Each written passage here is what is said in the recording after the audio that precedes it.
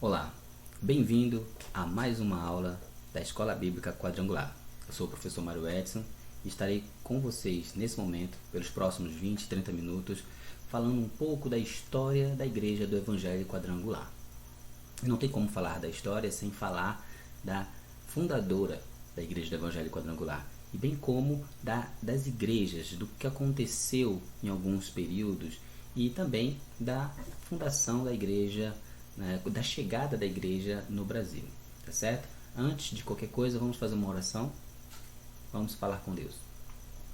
Pai, muito obrigado por esse momento que estamos aqui, Senhor, para aprender um pouco mais ou conhecer um pouco mais da história do Evangelho Quadrangular.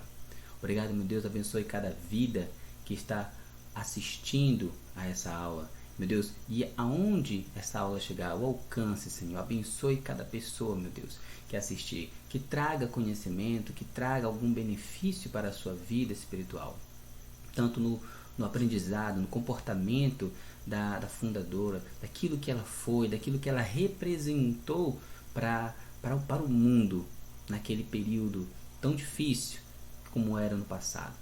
Abençoe nossas vidas, abençoe, Senhor, tudo que será falado, que o Senhor possa preparar, que o Senhor prepare o nosso coração para ouvir, meu Deus, um pouco dessa história. Em nome do Senhor Jesus, fica conosco. Amém. Como eu disse, é uma breve introdução da história do Evangelho Quadrangular, certo? Quem foi Aimee? Aimee Elizabeth Semple McPherson, esse é o seu nome de casada, mas ela nasceu e foi batizada com o nome de Aimee Elizabeth Kennedy, nascida em 9 de outubro de 1890 e faleceu em 27 de setembro de 1944. Nascida em Salford, Ontário, Canadá, filha de James Morgan e Mildred Kennedy. Também conhecida como Irmã Aimee, ou simplesmente Irmã. Foi uma evangelista pentecostal canadense e celebridade da mídia nas décadas de 1920 e 1930. Mais na frente nós vamos entender o porquê que a mídia dava a ela esse status, né, de celebridade. Bom, já na infância muito precoce, ela foi introduzida a um meio religioso a partir da sua mãe, que trabalhava na cozinha do Exército da Salvação. E aí, com isso, ela brincava com suas colegas, com algumas crianças, e brincava com suas bonecas de dar sermões, brincava de Exército da Salvação e pregava alguns sermões para suas bonecas. Isso é bem legal.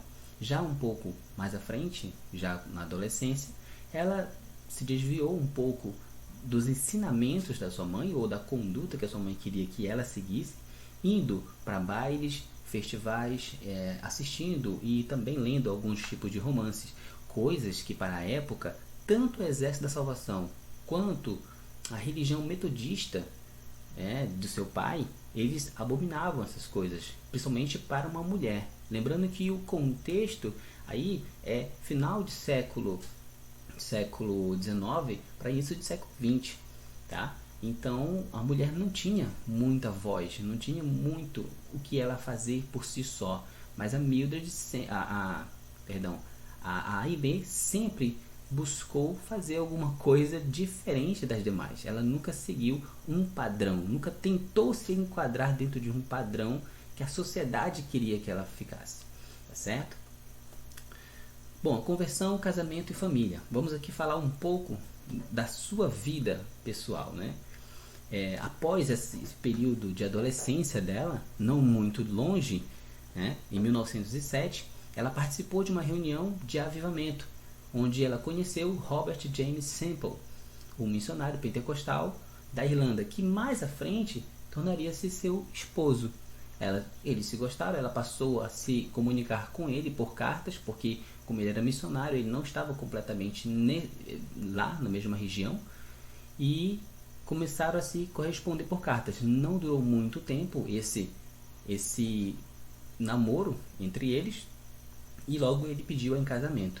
Ele observou atentamente na sua casa livros que ela deixava sobre a mesa, incluindo um mapa onde ela desenhava algum itinerário, alguma trajetória que ela queria fazer. Na verdade, a Aimee, ela tinha planos, ela tinha já um desejo no coração dela, já desde dessa inicialização dela no exército da salvação, já sabendo também da religião do seu pai, ela tinha alguns desejos, alguma coisa já falava em seu coração que ela precisava fazer algo, fazer uma obra. Ela era chamada para algo muito grande. Então ela tinha um desejo de ganhar almas, de pregar almas, tanto na Índia, quanto na China, quanto ao redor do mundo. Bom, ele pede ela em casamento, ela aceita, visando com isso, ela poder fazer a obra de Deus juntamente com ele, uma vez que ele era missionário e também ajudava ela aprendeu muito com ele, muita coisa, já que ele era um missionário, e então ela se casou. Mesmo sabendo que ela estava, quando ele pediu ela em casamento, ela tinha simplesmente 17 anos, mas eles se casaram no ano seguinte, quando ela completou os 18 anos. Tá? A foto aqui à esquerda é em 1910, aqui ela já tinha 20 anos de idade, certo? E já estavam casados. Então, na sua primeira viagem missionária evangelística, eles vão então à China, lugar onde ela já tinha planejado de ir muito antes de ter se casado. Então, os dois nessa viagem contraíram malária e Semple também contraiu disenteria, da qual ele morreu em Hong Kong. E Aimee volta para os Estados Unidos e se recupera juntamente com sua mãe e dá à luz a sua primeira filha, filha dela com Robert, a quem chama de Robert Starr Semple. Ela se recupera juntamente com sua mãe e vai para Nova York. E na cidade de Nova York ela conheceu o contador Harold Stewart McPherson. Eles se casaram em 1912. Mudaram-se para Providence, Rhode Island e tiveram um filho, a quem chamaram de Ralph Porter Kennedy McPherson, em 1913. Eu vou dar uma parada aqui. Olha só, o que acontece aqui? Na próxima linha aqui, o parágrafo fala assim que em 1918 ele pediu separação e em seguida pediu divórcio alegando abandono. O divórcio foi concedido em 1921. O que aconteceu nisso aqui? Aconteceu que enquanto ela estava em casa, depois desse casamento, ela passou a ser mais do lar, passou a ser mais tomar conta dos filhos, tomar conta da casa, do marido. Só que dentro do coração dela, ela estava fazendo algo errado. Ela sentia ainda o chamado. Ela relata, na sua biografia, na história, para quem ela conta, que ela estava com síndrome do pânico. Síndrome do pânico era um transtorno obsessivo compulsivo. Ela tomava medicamentos para tentar se controlar e também estava sentindo um aperto no seu coração porque tinha um chamado. E aí ela passou por uma cirurgia que não foi bem sucedida, e lá nessa cirurgia ela ainda sentia dor, e lá nessa cirurgia ela escuta uma voz falando: eu quero que você vá pregar. Então ela entendeu prontamente, ela deu ouvidos à voz, levantou-se sem sentir nenhuma dor, pegou os seus filhos e saiu. Foi para uma outra cidade para pregar o evangelho. Ela foi dar ouvidos àquela voz. Quando seu marido volta para casa, ele não encontra ela e nem os filhos em casa. Na semana seguinte, ela manda chamar eles. Uma semana depois, manda chamar ele para que fosse até ela, onde ela está. E quando ele chega lá, ele observa o motivo que fez ela deixar, sair de casa. Então ele entendeu a situação e acabou assumindo junto com ela um perfil de trabalhador na obra. Passou a ajudá-la a montar barracas, a fazer parte de todo aquele movimento que ela já liderava, um grande movimento, pois ela estava se sentindo aprisionada nesse segundo casamento, pois não estava fazendo a obra de Deus, ela estava cuidando da casa, cuidando do lar. E por um bom tempo ele serviu junto com ela nessa cidade, tanto que venderam a casa, venderam as coisas que tinham lá em Nova York. O que acontece aqui é que em um momento oportuno o Harold decide voltar. Ele decide voltar para Nova York e ele pede simplesmente a separação. E aí ele alega no divórcio, no pedido de divórcio, que ela abandonou o lar. E por esse motivo foi concedido o divórcio em 1921. Então, nesse segundo casamento, ela foi divorciada. Mas não parou por aí, né? Macpherson casou-se novamente em 1931, agora com o ator e músico David Hilton. Depois que ela caiu e fraturou o seu crânio, ela passou e foi visitar a Europa, né, para tentar se recuperar.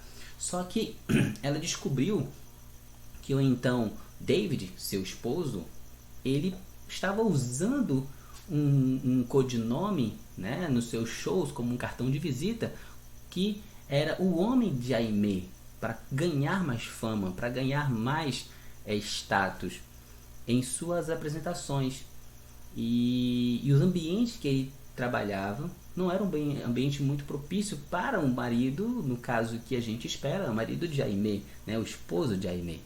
Então, ele era frequentemente fotografado tanto bebendo quanto fotografado como mulheres seminuas, o que estava trazendo uma má fama tanto para Aimee quanto para a Igreja do Evangelho Quadrangular. Veja bem, eu estou falando de Igreja do Evangelho Quadrangular porque aqui nós estamos em 1931, tá?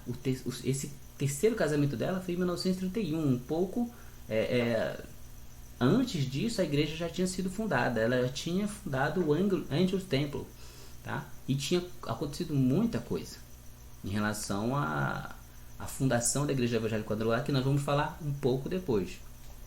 Então, por conta dos escândalos, por conta de tudo isso, e que isso estava prejudicando a igreja, então Macpherson e Hilton se separaram em 1933 e foram divorciados em 1934. Uma coisa que eu queria falar, deixa eu voltar um slide. Uma coisa que eu queria falar, não, 2 slides. Aqui é que em 1906 houve o avivamento da Rua Azusa, tá? E em 1907 tem essa reunião de avivamento onde a Aimee vai frequentar. São eventos quase que, né, são sucessivos, mas que um puxou o outro, um evento puxou o outro, tá? Então, seguindo.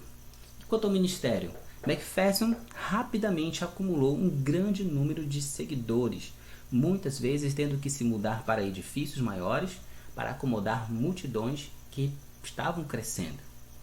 Então aqui eu tenho 2 períodos.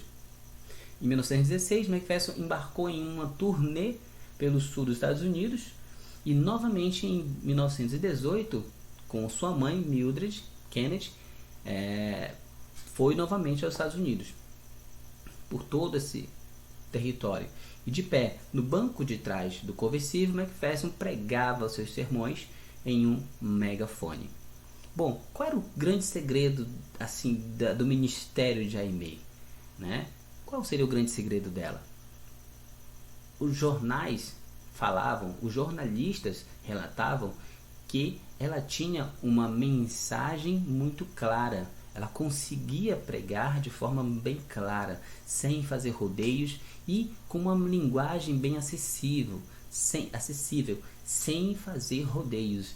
Então percebemos que Deus trabalha na simplicidade, né? Deus nos usa e ela amava fazer isso, né? Ela amava falar, ela amava se expressar, ela queria muito se expressar, tanto que uma parte da história dela fala que ela passou por um período, né? Porque a história de Aimee teve altos e baixos, tá? Se você parar para estudar um pouco a história dela, e eu sugiro que você faça isso, a história dela teve altos e baixos dentro do ministério, tá? Não estou falando só da vida matrimonial, como você percebeu que já eram 3 casamentos.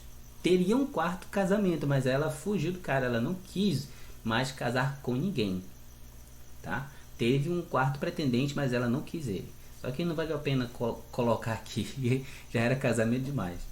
E então ela se comunicou, né? Foi contemporânea de Charlie Chaplin, simplesmente. E ela já amava o jeito dele de se expressar, e quem não gosta de Charlie Chaplin, né? O jeito de se expressar e que sem falar nada falava tudo, né? Então o que ela pediu para ele? Para que ele ensinasse ela alguma técnica que ela pudesse melhorar os seus sermões. Olha só, se ela já era considerada ela tinha vários nomes, vários codinomes que a mídia dava para ela. Irmã, Macpherson, tantas outras coisas, heroína e avivalista, um monte de coisa. E ela já era considerada com um sermão excelente, e por esse motivo ela arrastava multidões, né? Ela conseguia convencer, conseguia expressar, conseguia falar com as pessoas, mas ela queria um pouco mais, ela queria poder se expressar de outra forma que pudesse abranger ainda mais a mensagem que ela estava passando. Ok, em 1917, aqui embaixo, fala que ela começou uma revista, ela inaugurou uma revista chamada Bridal Call, para a qual escreveu artigos sobre o papel das mulheres na religião, que essa era uma outra bandeira que a Aimee levantava muito, né? O papel da mulher. Ora, lembra? Ela é uma mulher que estava fugindo de todo tipo de regras contra as mulheres.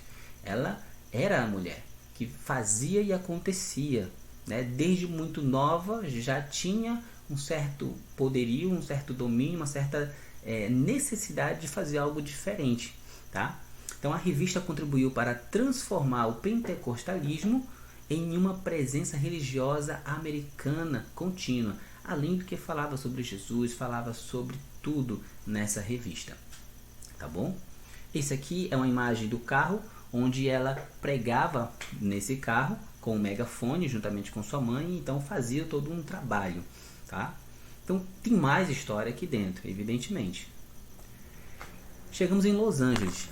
Los Angeles é o epicentro de tudo, né? Em 1918, Macpherson mudou-se para Los Angeles, onde justamente com sua mãe alugou um auditório filarmônico de 3.500 lugares por vários anos, e ela viajou, né? Na verdade, ela alugou esse auditório de 3.500 lugares, e por vários anos ela viajou e arrecadou bastante dinheiro, porque ela tinha o desejo de construir uma igreja grande, né? Com uma cúpula na área do Eco Park de Los Angeles. E ela conseguiu, que foi a Andrews Temple.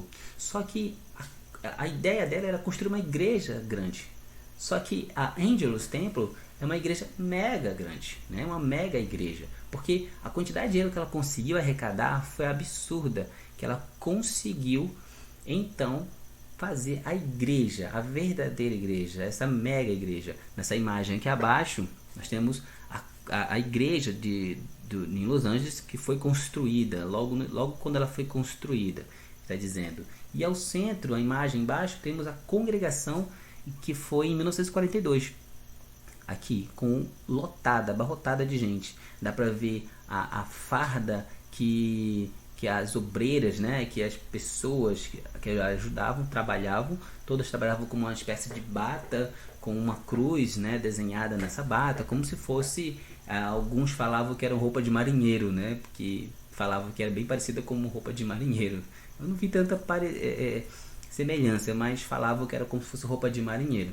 E ela dedicou essa igreja, como está escrito naquela pedra ali na imagem, ela dedica a causa do evangelismo interdenominacional e mundial em 1º de janeiro, no ano do Nosso Senhor. Aí escreve por extenso 1923, depois da construção do templo. 1923, lembra?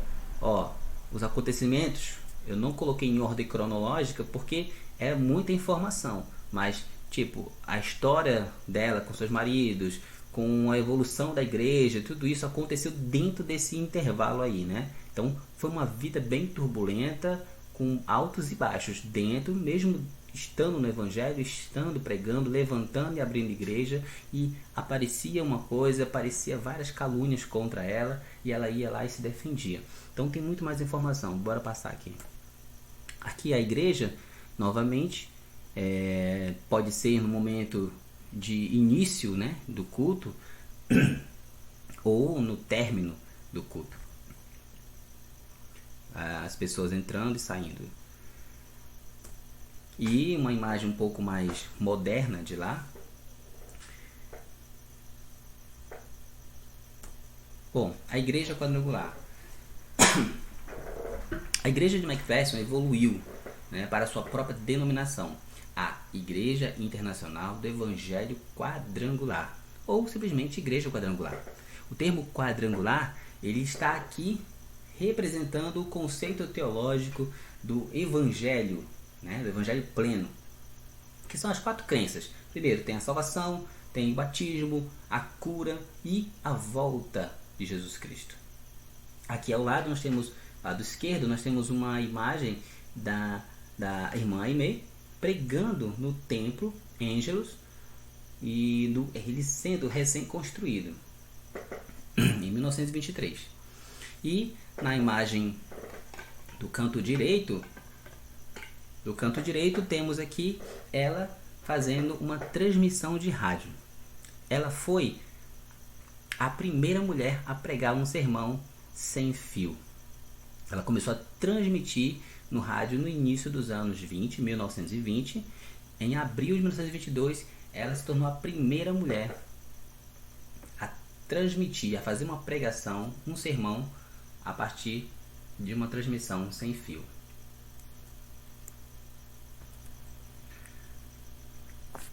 Bom, McPherson integrou racialmente suas reuniões. O que isso significa?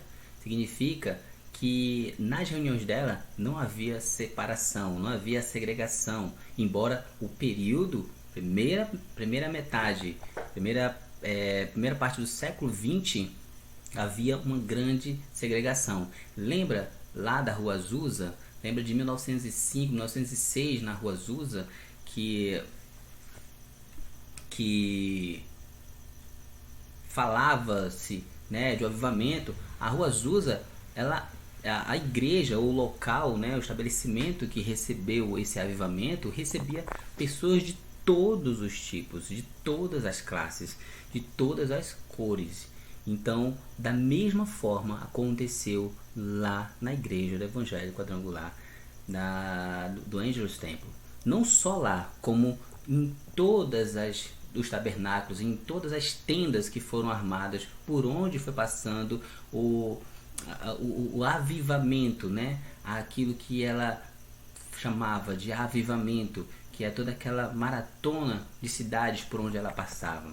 Então ela juntava, ela unia, ela uniu também aquilo que ela aprendeu com sua mãe, que foi lá no Exército da Salvação, que era dar abrigo para pessoas, que era dar alimento para as pessoas, dar aquecimento para as pessoas, porque lá fazia frio também, tinha um período muito forte de frio. Então ela pegou isso, ela trouxe consigo essa vontade de ajudar as pessoas. Então com ela não havia separação, certo? Na igreja não havia separação.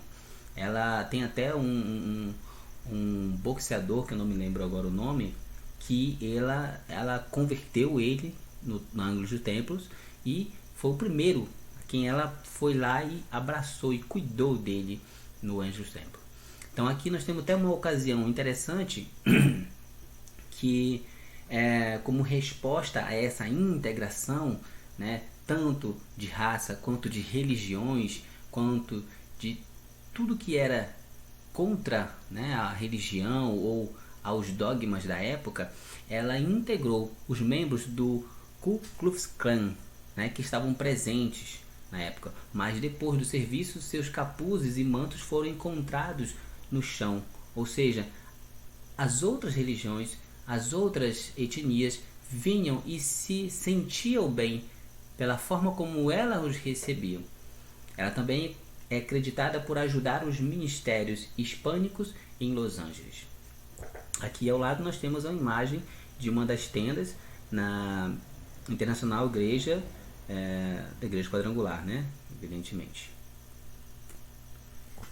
Aqui é uma imagem que ilustra, acredito que porque ela gostava muito de contar a sua própria história, a história de como começou tudo, em um dos eventos em que ela conta que a igreja estava vazia por alguns dias, então ela pegou e abriu, foi no canto da rua, a distância de um quarteirão, subiu no banco da praça e botou a mão pro ar pro alto e com a Bíblia começou a falar baixinho com Deus, a orar, e daqui a pouco muita gente acumulou em volta dela, então ela olhou, percebeu que tinha bastante gente e gritou para todo mundo correr seguindo ela. Todo mundo correu seguindo ela.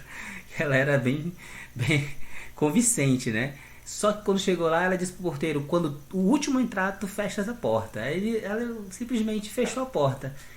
Daquele dia em diante, a igreja não ficou mais vazia, né? Então o segundo dia deu mais gente, o terceiro dia aumentou e não tinha mais lugar. Foi preciso colocar as pessoas atrás da igreja, que tinham um espaço maior, porque ia armar a tenda e porque não cabia mais dentro do salão que ela tinha alugado, né? E tudo era uma estratégia dela, e aqui ela está fazendo menção exatamente a isso que ela, aqui nessa imagem, a isso que ela fez naquele dia.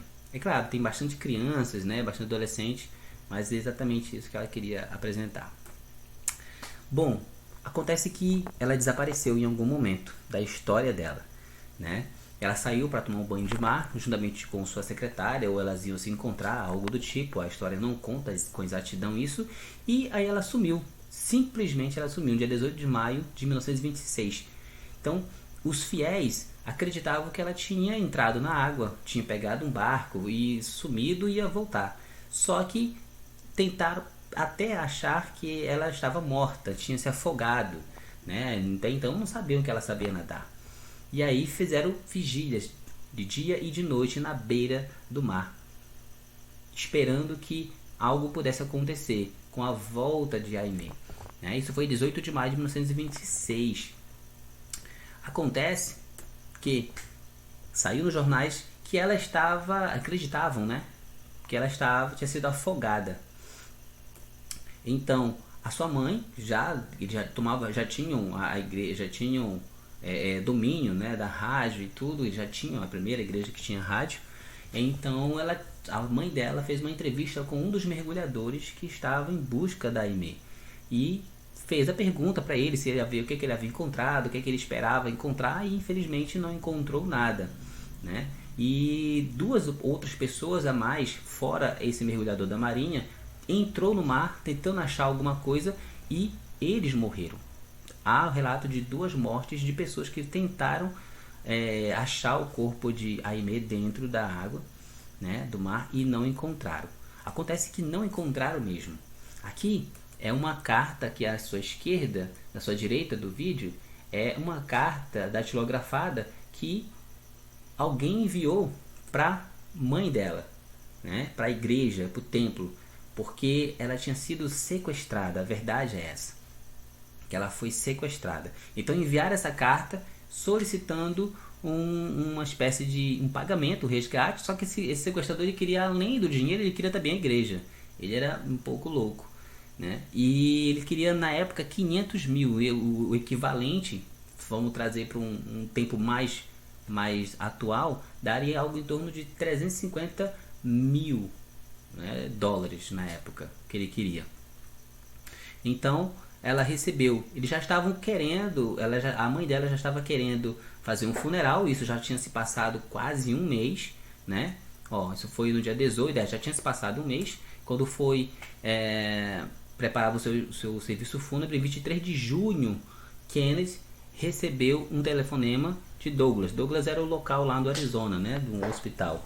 Que McPherson estava viva em um hospital de Douglas e contando sua história aos oficiais.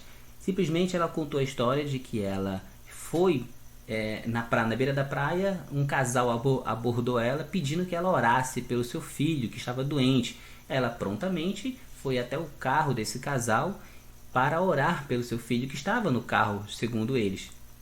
Chegando lá, não tinha filho, tinha assim um saco, e colocaram na cabeça dela, amarraram ela e levaram ela como um sequestro.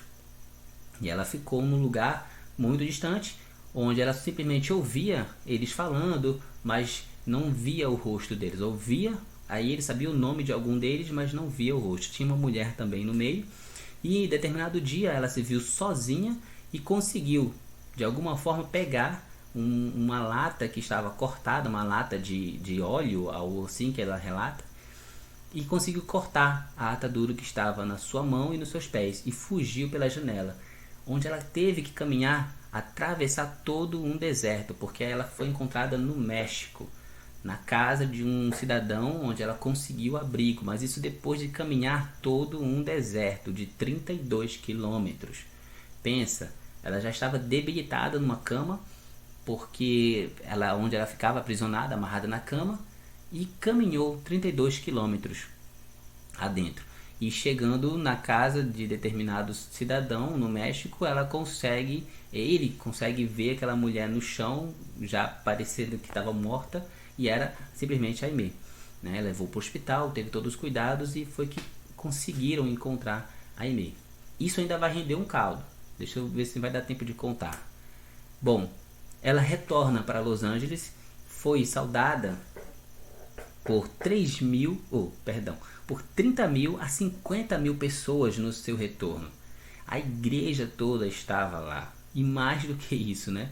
Isso foi o maior comparecimento em massa de pessoas comparado com o presidente Wilson de 1919 lá em Los Angeles. E aí você entende a fama que a Aimee tinha, né? Ela era uma pessoa muito dada, se tinha uma entrevista ela fazia, se tinha alguma coisa para falar ela falava, ela mantinha contato, ela queria e conheceu Mahatma Gandhi. Teve um período da vida de Aimee dentro do evangelho que ela queria, de alguma forma, não querer dizer que ela quis fazer um outro evangelho, mas ela quis unificar, trazer as outras religiões para que todo mundo se falasse a mesma língua. Então ela partiu numa missão querendo conhecer o Mahatma Gandhi, que conheceu, não mudou nada. Mussolini não mudou nada, porque foi a época da guerra. Teve um período de guerra. E ela bateu na tecla e queria que a igreja apoiasse a guerra, porque a guerra pertencia àquele momento, né? Ela não era contra a guerra, tanto que ela trabalhou muito na guerra, né? Ela foi até mesmo condecorada como um coronel da guerra, mas não era com medalha, né? Era porque ela batalhou de forma ajudando, dando abrigo, fazendo ataduras. Ela colocou todo o pessoal da igreja para enrolar ataduras, para mandar o pessoal da guerra. Então ela trabalhou muito, muito, mudou a cor da igreja no período da guerra. Naquela cúpula ela pintou de preto, mandou pintar por um motivo que não me lembro agora, porque é muita informação. E, bom, ela era muito militante nesse sentido. Como eu disse, ela sempre caminhava fora do padrão daquilo que se esperava para uma mulher, né? Para uma mulher. E, bom, essa foi a receptividade dela. E deixa eu ver o que vem aqui. Enquanto isso, não está na ordem, mas enquanto isso, dentro de tudo isso que aconteceu, né? Desde os seus casamentos, descasamentos, da vai e volta, ela some ou ela morre, não sei o que aconteceu, volta. Ela realizou milhares de campanhas, construiu o Angelus Templos, que é aquele grande templo, promoveu a abertura de mais de 400 igrejas no país, diplomou 3 mil alunos pela Life Bible College, que é bem colado lá no Angelus Templos, né? Ele é adjacente a ele. Inaugurou a primeira rádio evangélica e foi a primeira mulher a pregar a palavra de Deus em uma rádio nos Estados Unidos. Enquanto isso, né? Bom, aqui já vem a sua morte. Deixa eu ver aqui. Bom, vamos falar logo da morte dela. Em 26 de setembro de 1944, McPherson foi para Oakland, Califórnia, para uma série de avivamentos. Como eu disse, essas cruzadas que ela fazia, ela chamava de avivamentos, porque foi assim que ela aprendeu, né? Planejando pregar o seu popular sermão, a história da minha vida. E evidentemente nessa história da vida dela consta a parte em que ela foi sequestrada. Mas eu vou dar uma pausa aqui na história da minha vida dela. Antes disso, a história da vida dela, por que ela fala na história da vida dela? Porque quando ela voltou, simplesmente ninguém da mídia, do jornalismo, né, das pessoas que perseguiam ela, porque ela era bastante perseguida, até mesmo por outras denominações, não acreditavam que ela tinha sido sequestrada. Acreditavam que ela tinha fugido, porque tinha um funcionário dela, igreja, que já tinha saído um ano antes e que ela foi se encontrar com esse funcionário da igreja. Porque simplesmente ela era solteira, né? Nós sabemos disso, que ela era solteira. E viram ele caminhando, andando no carro dele pela costa lá de Los Angeles com o seu carro e uma mulher. Só que não viram o rosto dessa mulher. Isso e pensaram ser Aimee, porque aconteceu bem no período em que ela sumiu. Então isso rendeu, a volta dela para casa foi um tormento, porque ela teve que se justificar ou justificar o que aconteceu de fato. Tinha que ter provas que mostrasse que ela realmente esteve presa, esteve aprisionada e tudo, e não encontraram tantas provas, até que um detetive conseguiu encontrar o local que ela determinou, que ela falou que passou pelo deserto. Então eles foram atrás de encontrar uma casa onde realmente estava abandonada, tinha uma lata, tinha uma cama, as cordas estavam lá, que foram cortadas, estavam tudo lá, e verificaram a veracidade da mensagem, da palavra dela, né? Daquilo que ela tinha falado. Mas foi muito difícil, foi um período bem turbulento para ela, porque todos iam contra ela, ninguém acreditava que ela tinha realmente sido sequestrada. Até que um determinado juiz lá de São Francisco disse que não havia provas contra ela, né, e que tudo já tinha sido esclarecido, que ela podia não ser nenhuma santa, mas também não era uma pecadora. Ele falou dessa forma, bem interessante. E foi bem turbulento, realmente, a história da Aimee, tá? Então, nesse dia que ela foi fazer esse sermão, né, o sermão da história da vida dela, onde ela tem muita história para contar, o seu filho vai até o quarto do hotel, né, por volta das 10 da manhã, como consta aqui na minha apresentação, e encontrou ela inconsciente, com comprimidos e um frasco de cápsulas meio vazio nas proximidades. Ela estava morta às 11h15 da manhã. Isso 1h e 15 minutos depois. Aí eu coloco bem em letras garrafais que não foi suicídio. Como você sabe, irmão Mário? Bom, no dia ela ligou, isso o próprio médico dela depois, nos dias seguintes, confirmou que ela tinha ligado para ele porque ela estava se sentindo mal. Ele não pôde atender porque ele estava numa cirurgia. Então ele passou para um outro médico que também não pôde atender e passou para um terceiro médico. E aí a ligação, né? Isso era tudo por telefone. E aí não deu tempo. Ela passou, teve um mal súbito, então ela caiu. Ela tomava alguns remédios para dormir. Ela tinha uns problemas de saúde, tá? Então ela tomou alguns remédios para dormir, e dentre esses remédios havia um que é um sedativo. Ele é de alguma forma ou outra um pouco forte, né? Só que ele não havia prescrito esse remédio para ela, tá? Ela conseguiu, tomou porque estava se sentindo bem com aquele remédio, tá? Então o que consta no autos assim, o que foi falado, né? A mídia, os jornais falaram, que está até riscado aqui, que a morte dela aparentemente foi devido a um ataque cardíaco. Sim, culminou no ataque cardíaco, né? Ela perdeu seus sentidos e tudo e caiu, e possivelmente tenha sido por um excesso de medicação, né? Sem ter comprovação, tá? Sem ser proposital, né? Acho que a dosagem que ela tomou, algo coisa do tipo, foi que levou à morte dela, mas isso não foi por própria. Ela não tirou sua vida, ela tomou uma medicação porque ela não estava se sentindo bem, e era uma medicação que eles já passavam, só uma dessas medicações que o médico não havia receitado, tá? Então ela morreu em 26 de setembro de 1944. Seu filho dá início então a sua liderança na igreja do Evangelho Quadrangular. Então a chegada aí aqui no Brasil, a fundação da igreja ocorreu em São João da Boa Vista, em São Paulo, em 15 de novembro de 1951. Né? O missionário que trouxe a igreja quadrangular para o Brasil foi o Harold Edwin Williams, nascido em Los Angeles e que foi batizado pela própria Aimee, né? Na primeira igreja. E teve como auxiliar o pastor Jesus Emílio Vázquez Ramos, que é do Peru, e começaram uma obra em pequenas cidades, Poço de Caldas, e teve um apoio de uma escola de inglês, e também passaram por João Pessoa, São João da Boa Vista, e no ano seguinte, eles partiram para São Paulo, capital, mais precisamente no bairro de Água Branca. Aqui embaixo tem duas tendas, uma tanto na rua Suíça quanto outra em Brasília, também por onde a Igreja Quadrangular passavam com suas tendas, ali permanecia e ficava uma comunidade. Isso é bem interessante que se fale, né? Então, no Brasil, na década de 60, já na liderança do pastor George Russell, estabeleceu a meta de levar a mensagem a cada capital do estado. Olha só, sendo depois espalhado nos outros municípios. As tendas passavam, por onde elas passavam, deixavam uma comunidade formada. Legal, né? Em 1997, a igreja contava com 5.530 templos e novas obras, né, funcionando.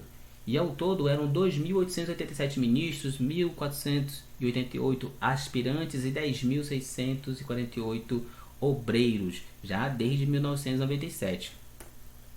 Hoje, em mais de 60 anos, precisamente, foi em 15 de novembro de 1951. Então, esse ano farão 70 anos. Eu coloquei 60, eu podia ter botado 70. Mas eu coloquei porque já são mais de 60 anos. Então, já mostra aí um grande período, né? Então, esse ano faz 70 anos, em 15 de novembro, da fundação da Igreja Evangélica Quadrangular no Brasil. Possui mais de 17 mil templos e obras abertas e estruturadas em todo o país. Mais de 30 mil obreiros estão levando os ensinamentos de Jesus a mais de 2 milhões de pessoas em 22 nações. Totalizando, então, em 8,8 milhões de membros em mais de 90 mil igrejas em 146 nações. A Igreja do Evangelho Quadrangular. Essa é a Igreja do Evangelho Quadrangular. Esse é o nosso símbolo, que isso fica para uma próxima atividade, uma próxima aula, né? Será uma série a cada mês de aulas sobre o Evangelho Quadrangular. Então, a parte histórica, um pouco desse contexto da parte histórica, a gente para por aqui. Dentro, espero que tem muita coisa, tá? Espero que você pare um pouco, pesquise, vá para a internet, pegue algum livro, procura. A Igreja da Pedreira tem uma biblioteca lá, tem uma livraria dentro, né? Uma biblioteca, e lá tem bastante livros. Com certeza tem livros históricos lá, né? Dentro da nossa igreja, a igreja aqui no Pará também, que eu poderia ter colocado, mas acredito que o vídeo já está bem extenso. Mas tem mais informações a ser passadas, estão lá. A IME publicou alguns livros, ela tem livros que ela mesma escreveu, né? Se não me engano tem canções também, e poderia colocar, talvez numa próxima aula eu possa colocar as referências aqui dos livros dela, que deve ser bem interessante. Todos estão em inglês, mas deve ser muito interessante, né? Ler o livro que ela, né, aquilo que estava lá da cabeça dela. Existem muitas frases na internet, você pega, você vê a imagem dela e vê a frase que ela falou, e você percebe muito a dedicação dela, que é nas pessoas, no amor, na forma de como se comunicar com as pessoas. Esse era um grande forte da e-mail, uma grande preocupação dela também, né, que é com as pessoas, lidar com pessoas. Então, eu agradeço a oportunidade, espero que tenham gostado da aula e até a próxima. Na próxima aula será no outro mês sobre o Evangelho Quadrangular, será sobre a simbologia, sobre a doutrina da igreja, os símbolos, o significado dos símbolos, enfim. Deus abençoe a cada um. Tenham todos um ótimo domingo, uma ótima semana. Não importa a hora que você assiste esse vídeo, espero que você seja ricamente abençoado.